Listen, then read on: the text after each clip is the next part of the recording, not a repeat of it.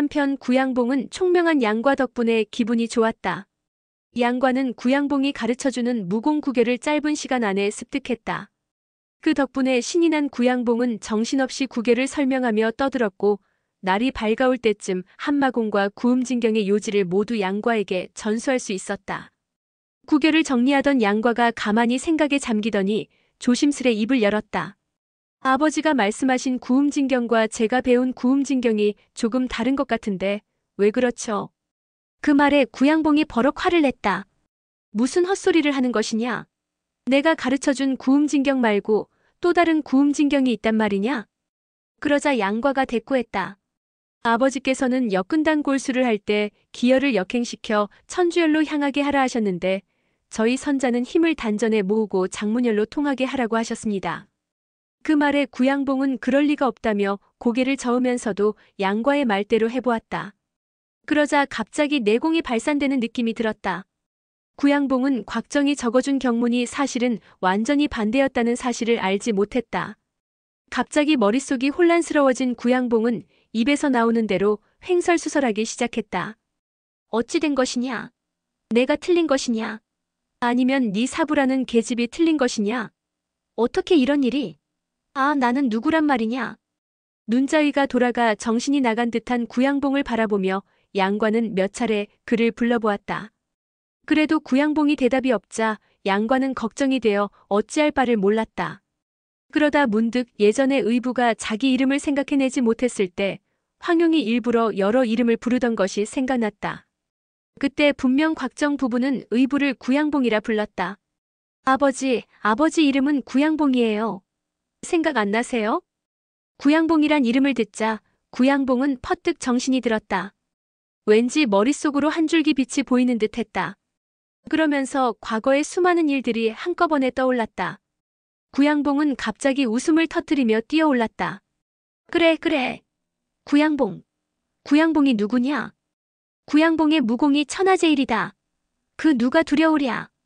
미친 듯이 박장대소하던 구양봉이 갑자기 옆에 있던 나무를 향해 일장을 날렸다.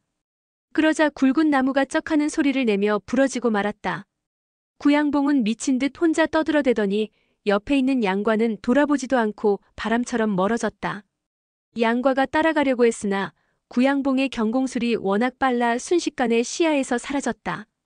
양과는 구양봉이 사라진 방향을 멍하니 바라봤다. 그때 수장 떨어진 나무 뒤에서 바스락거리는 소리가 들렸다. 갑자기 소용녀 생각이 난 양과가 고개를 돌려보니 웬 사람 그림자가 스쳐 지나갔다. 얼핏 보기에 숲을 사이로 누런 도포 자락이 보인 것 같았다. 게다가 그 사람의 움직임이 예사롭지 않은 것이 아무래도 수상쩍었다. 뭔가 의심이 든 양과가 얼른 그자를 뒤쫓아갔다. 그 사람은 걸음을 재촉하며 앞으로 내달리고 있었는데 어딘지 모르게 허둥거리는 게 매우 불안해 보였다. 뒷모습이 아무래도 도사 같았다. 이봐, 거기 누구야? 여기서 뭐라는 거야? 그러나 앞서가는 도사는 양과의 소리를 듣고는 걸음을 더욱 재촉했다. 순간 양과는 다리에 힘을 주며 화살처럼 앞으로 뛰어나가 도사의 어깨를 잡았다. 놀란 듯 돌아보는 얼굴은 다름 아닌 전진교의 견지병이었다. 그는 옷매무새가 흐트러진 채 얼굴이 벌겋게 상기되어 있었다. 여기서 뭐 하는 거예요?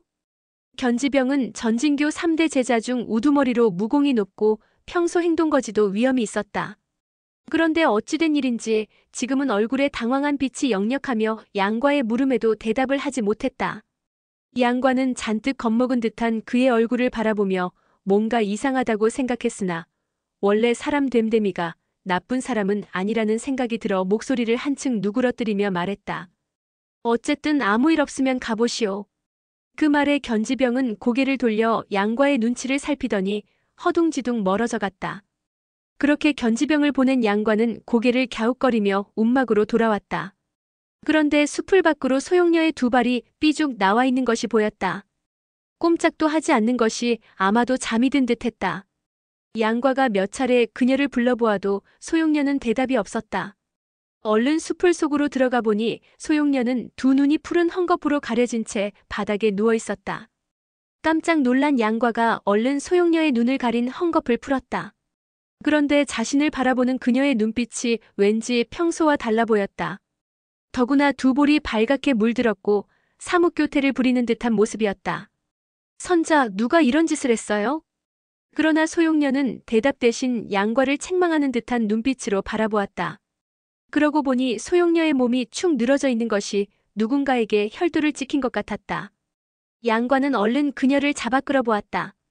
역시나 꼼짝도 못하고 끌려올 뿐이었다. 그제야 양과는 무슨 일이 있었는지 대충 짐작이 갔다. 아버지가 역근점 혈법으로 선자의 혈도를 찍은 게 틀림없어. 그러지 않았다면 선자가 충분히 풀 수 있었을 거야. 양과는 조금 전에 구양봉에게 배운 방법으로 혈도를 풀어주었다. 그런데 이상하게도 혈도를 풀어주고 난 후에도 소용녀는 여전히 힘없이 양과에게 기대고 일어날 줄을 몰랐다. 마치 온몸의 뼈가 모두 녹아버리기라도 한 것 같았다. 양과는 팔을 뻗어 자신에게 기댄 소용녀의 어깨를 받쳐주었다. 선자, 저희 아버지가 원래 좀 괴팍해요. 일반 사람과 다른 분이니 이해해주세요. 그러자 소용녀가 교태 섞인 목소리로 답했다. 자기야말로 멋대로 하면서 남 얘기를 하고 있담.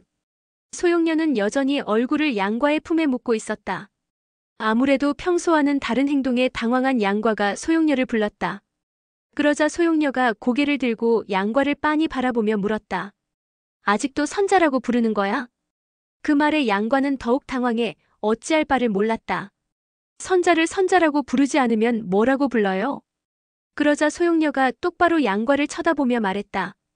과가 내게 그렇게 했는데 어떻게 내가 계속 사부 노릇을 하겠어? 그러면서 가만히 미소를 지었다. 그러나 양과는 무슨 소리인지 도무지 알 수가 없었다. 제가 뭘 어떻게 했는데요? 선자, 저는 선자가 무슨 말씀을 하시는지 모르겠어요. 그 말에 소용녀가 단호하게 말했다. 이제는 선자라고 부르지 말라고 했지.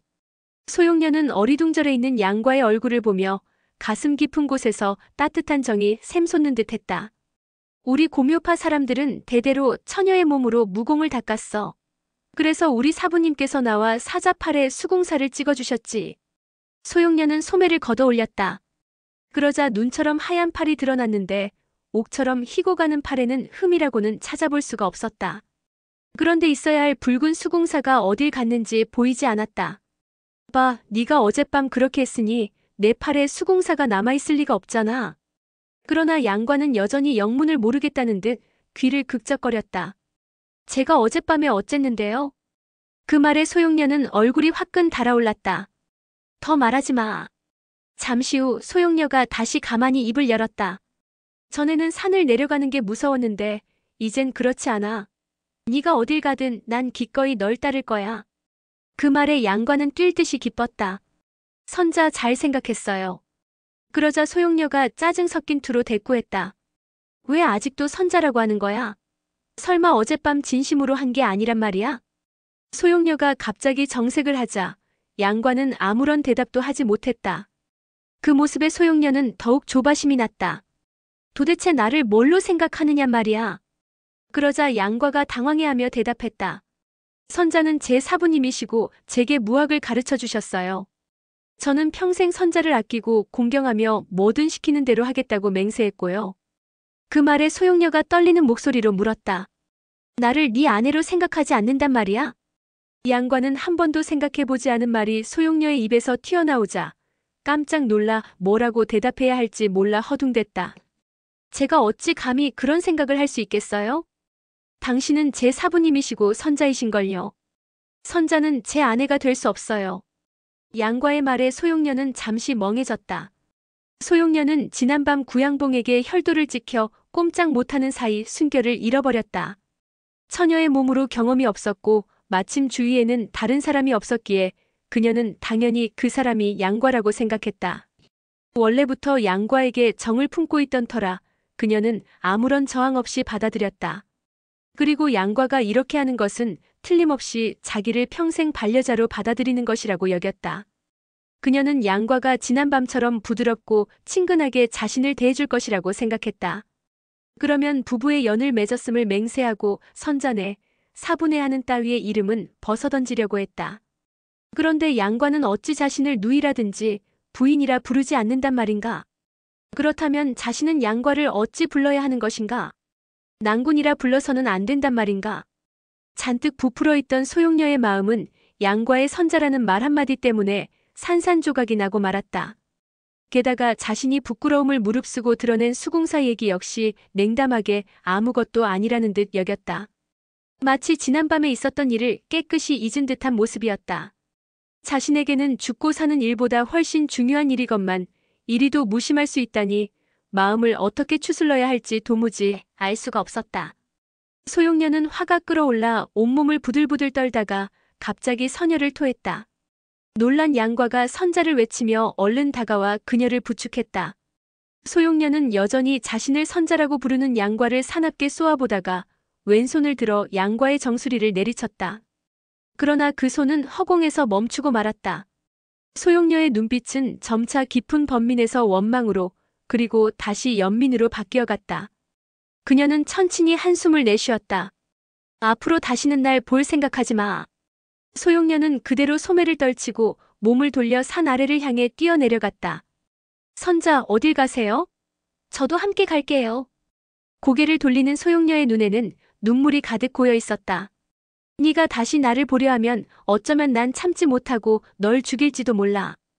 그렇게 소용녀는 처연한 표정으로 말을 마치고는 다시 몸을 돌려 멀어져 갔다. 양과는 멍하니 서서 아무 생각도 할 수가 없었다.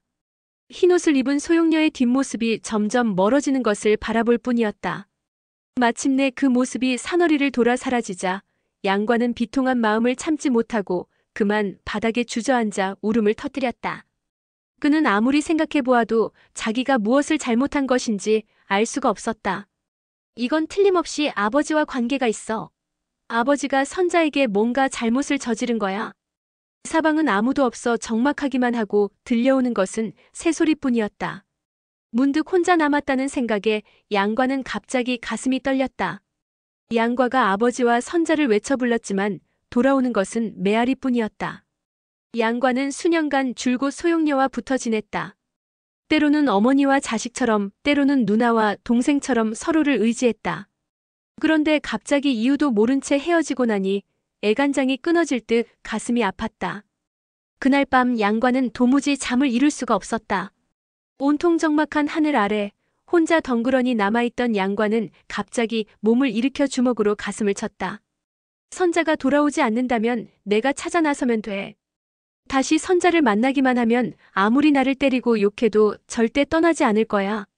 선자가 나를 때려 죽인다면 그냥 죽고 말 거야. 그렇게 결심을 하고 나니 갑자기 힘이 솟았다. 동이틀 무렵 양과는 소용녀와 자신의 옷이며 물건을 아무렇게나 싸서 등에 짊어지고 산을 내려갔다. 양과는 인가가 보이면 즉시 흰옷을 입은 예쁘장한 여자를 보지 못했는지 물었다. 그렇게 한나절 동안 10여 명에게 물어보았으나 모두 고개를 저을 뿐이었다. 그러다 한 노인으로부터 소용녀로 보이는 여인이 동쪽으로 갔다는 이야기를 듣고 양과는 동쪽으로 길을 잡았다. 한참을 가다 보니 서서히 날도 저물고 배도 고파왔다. 그때 마침 눈앞에 마을이 보여 걸음을 재촉해 한객점에 들어섰다. 여기 밥과 음식 좀 주시오. 점소이가 음식을 내오자 양과가 물었다. 말 좀 물읍시다. 혹시 흰옷을 입은 예쁜 여자를 못 보았소? 그 말에 점소이가 머뭇거리며 조심스레 말했다. 그런 여자를 보긴 했습니다. 그 말에 양과는 정신이 번쩍 들었다. 어느 쪽으로 갔소? 점소이는 한층 목소리를 낮추며 속삭였다. 한나절 전에 봤는데 어디로 갔는지는 모릅니다. 그리고 그 여자 건드리지 않는 게 좋을 겁니다. 그 말에 양과가 고개를 갸웃했다. 그 여자가 어쨌기에 그러시오? 점소이가 계속 낮은 목소리로 말을 이어갔다. 그 여자가 무술을 할 줄 아는 걸 아시나요? 그 말에 양과가 콧방귀를 뀌었다. 당연히 알고 있소. 도대체 무슨 일인데 그러시오? 점소이가 주변을 두리번거리더니 물었다. 먼저 그 여자와 무슨 관계인지 말씀해 주십시오. 대체 왜 그 위험한 여자를 찾는 겁니까? 양과가 보아하니 말을 해주지 않으면 그녀의 행방에 대해 말하지 않을 것 같았다. 그녀는 내 누님이오. 누님을 찾으려는 것이니 이제 말해주시오. 그 말에 점소이가 흠칫 놀라며 표정이 굳어졌다. 그러나 이내 고개를 저었다. 안 닮았는데요? 그러자 마음이 급한 양과가 점소이의 멱살을 움켜쥐었다. 도대체 알려주겠다는 거요, 말겠다는 거요? 그제야 점소이는 혀를 날름 내밀고는 고개를 끄덕였다. 이제 보니 닮았군요. 그러자 양과가 되물었다. 뭐가 닮고 뭐가 안 닮았다는 거요? 점소이가 손으로 양과의 손을 두드리며 말했다. 우선 손을 좀 놓아주시지요. 숨이 막혀서 어디 말을 하겠습니까? 이렇게 위협을 하시면 알려드리려다가도 못 알려주겠습니다. 그 말에 양과가 손을 놓자 점소이는 캑캑거리며 수선스럽게 굴었다. 나으리. 닮지 않았다는 것은 누님이라는 분이 나으리보다 더 젊어 보여서 누님이 아니라 동생 같다는 것이었고요. 또 닮았다는 것은 두 분 모두 성정이 불같으신 것 같아 그랬습니다. 두 분 다 성격이 급해 말보다 주먹을 먼저 쓰시는 것 같아서요. 그 말에 양과는 화가 조금 누그러지며 미소를 지었다. 우리 누님도 여기서 무공을 쓰셨소? 그러자 점소이가 탁자 위에 파인 칼자국을 보여주며 득이양양하게 웃었다. 아무렴요. 사람이 다치기까지 했죠. 보세요 여기. 그래서 제가 위험하다고 한 겁니다. 누님이 대단하시던데요. 단칼에 도사 2명의 귀를 베어버렸습니다. 양과가 그게 무슨 말이냐고 묻는데 갑자기 점소이가 말을 하다 말고 낯빛이 변하더니 고개를 푹 숙이며 몸을 돌려 가버렸다. 그때 도사 2명이 나란히 객점 문을 열고 들어서는 게 보였다. 머리 한쪽을 붕대로 감은 두 사람은 20대 중후반쯤 되어 보였다. 두 사람은 양과 옆에 있는 탁자에 자리를 잡고 앉았다. 그중 눈썹이 짙은 도사가 연신 음식과 술을 재촉해댔다. 점소이는 살살 웃으며 양과에게 눈짓을 보내고 입을 삐죽거렸다. 눈치 빠른 양과는 그 도사들이 소용녀와 시비가 붙은 자들임을 알아채고 짐짓 못 본 척하며 고개를 숙이고 음식을 먹었다. 양과는 어쨌거나 소용녀의 소식을 들어 마음이 가벼워졌다. 두 도사는 양과는 거들떠보지도 않고 자기들끼리 수군거렸다. 양과는 일부러 소리를 내가며 개걸스럽게 먹으면서 온 신경을 두 도사의 이야기에 쏟았다. 피사제, 오늘 밤에 두 분이 분명 온다고 했는가? 눈썹이 짙은 도사가 묻자 입이 큰 또 다른 도사가 굵은 목소리로 대답했다. 그분들은 개방에서도 실력이 쟁쟁한 분들이요. 신사숙과는 절친한 분들이시죠. 신사숙께서 직접 청하셨으니 꼭 오실 겁니다. 엿듣고 있던 양과가 두 사람을 곁눈질로 쳐다보았지만 아는 얼굴이 아니었다. 눈썹이 짙은 도사가 말을 계속 이어갔다. 길이 먼데 오늘 밤 안으로 도착할 수 있을지 모르겠군. 희사형, 이미 엎질러진 물이니 지금 걱정해도 소용없습니다. 우리가 그깟 계집 때문에 이렇게. 그러자 희사형이라고 불린 도사가 말을 가로막았다. 그 얘기는 그만하고 술이나 들지. 그러고는 점소이를 불러 오늘 밤 쉬어갈 방을 준비시켰다. 양과는 두 사람의 이야기를 대충 엿듣고는 이 두 도사와 함께 있으면 소용녀를 만날 수 있을 거라는 생각이 들었다. 두 사람이 방으로 들어가자 양과도 점소이를 불러 그 옆방을 준비하도록 했다. 그때 점소이가 양과의 귀에 대고 소곤거렸다. 나으리, 조심하셔야 합니다. 누님이 저 도사들의 귀를 베서 도사들이 복수를 하려고 하니까요. 그 말에 양과가 조용히 물었다. 우리 누님같이 착한 분이 어쩌다 저들의 귀를 베게 되었소? 그 물음에 점소이가 묘한 표정으로 키득거렸다. 누님이니 동생에게야 잘해주셨겠지요. 그러나 다른 사람에게는 안 그렇던데요. 누님이 식사하는데 저 도사들이 옆에 앉았지요. 그러다 누님 다리를 힐끔힐끔 쳐다보니까 누님께서 화를 내시면서 검을 뽑아 그대로 휘두르셨지요. 그의 이야기는 끝이 없었다. 양과는 옆방에서 등불을 끄는 소리가 들리자 얼른 팔을 쪄 입을 다물게 했다. 점소이가 방을 나가자 양과도 등불을 끄고 자리에 누웠다. 밤이 깊어갈 무렵 갑자기 뜰에서 누군가 담을 넘어오는 소리가 들렸다. 소리로 보아 2명이었다. 그리고 옆방 창이 열리는 소리와 함께 희사형이라는 사람의 목소리가 들렸다. 개방에서 오신 분들이십니까? 그렇소. 뜰에서 대답이 들려왔다. 들어오시지요. 희사형이라는 자가 가만히 방문을 열고 등불을 켰다. 양과는 벽에 귀를 대고 온 신경을 집중해 네 사람의 이야기를 엿들었다. 그때 희사형이라는 사람의 목소리가 들렸다. 빈도 희청어와 피청현이 두 분 호걸에게 인사 올립니다. 양과는 두 도사가 청자 학렬인 걸 듣고 전진교 4대 제자라는 걸 알았다. 옆방에서 갈라진 듯한 목소리가 들렸다. 신사숙의 연락을 받고 그 길로 달려왔소. 그자가 그렇게 강하단 말이오? 그 말에 희청어가 대답했다. 말씀드리기 부끄럽습니다만 저희가 그 계집과 싸워보니 적수가 되지 않았습니다. 그 여자의 무공은 어느 문파요? 고묘파가 아닌가 생각합니다. 나이는 어리지만 실력은 대단했습니다. 양관은 고묘파라는 말을 듣고 저도 모르게 신음소리를 내뱉었다. 고묘파라고 하지만 그 계집이 정년선자 이막수를 욕하는 것을 보면 아닌 것 같기도 합니다. 그 말에 개방 고수가 말했다. 그렇다면 뭐 대단한 것 같지는 않은데 내일 어디서 만나기로 했소? 상대는 몇 명이요? 그러자 희청어가 답했다. 내일 정오로 정했습니다. 장소는 남서쪽으로 40리쯤 되는 곳에 있는 실랑곡에서 만나 겨루기로 했습니다. 상대가 몇 명인지는 아직 모릅니다. 우리는 개방 고수들께서 도와주러 오셔서 그쪽이 몇이 오든 걱정 없습니다. 그 말에 개방 고수가 피식 웃었다. 좋소, 우리 두 사람이 내일 시간 맞춰 가겠소. 한사제가지. 희청어는 그들을 문까지 전송하며 목소리를 낮추어 속삭였다. 이곳은 중양궁에서 멀지 않습니다. 저희가 겨루는 일은 절대 중양궁에 들어가면 안 됩니다. 잘못하면 저희가 벌을 받습니다. 그러자 한시 성을 가진 사람이 큰 소리로 웃음을 터뜨렸다. 신사수께서도 편지에 이미 그렇게 쓰셨소. 그런 사정이 아니고서야 중양궁에도 고수들이 즐비한데 어찌 우리에게까지 도움을 청하셨겠소. 그렇게 네 사람은 잠시 수군거리더니 개방에서 온 두 사람이 먼저 담을 넘어갔고 희청어와 피청현도 그들을 배웅하기 위해서인지 담을 넘었다. 오늘의 영상은 여기까지입니다. 영상이 도움이 되셨다면 구독과 좋아요, 알람 설정 부탁드립니다. 시청해주셔서 감사합니다.